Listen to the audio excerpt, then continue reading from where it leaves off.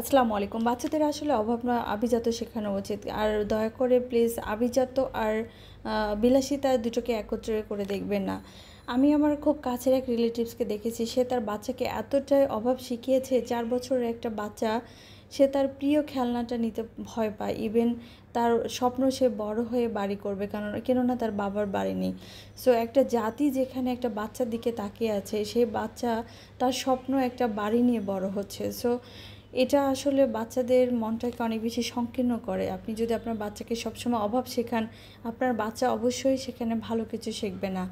So দয়া করে তাকে সবসময়ের জন্য আপনার যতটুকু সামর্থ্য আছে তার মধ্যে আপনার বাচ্চাকে বেস্টটা দেওয়ার চেষ্টা করুন। আপনি 500 টাকা সেভ করে একটা নর্মাল বাসে বাচ্চাকে না ঘুরিয়ে চেষ্টা করুন তাকে 500 টাকা বাড়িয়ে একটা এসি বাসে করে ঘোরাতে।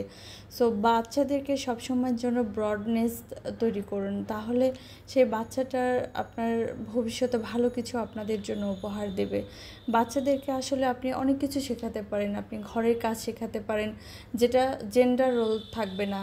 আপনি তাকে সঞ্চয় করে শেখাতে পারেন, ইতিবাচক জিনিসগুলো আপনি তাকে শেখাতে পারেন। তাকে নির্লোভ হওয়া শেখান, তার ভিতর যেন কোনো প্রকার লোভ কাজ না করে। বাট দয়া করে অভাব জিনিসটা শেখাবেন না।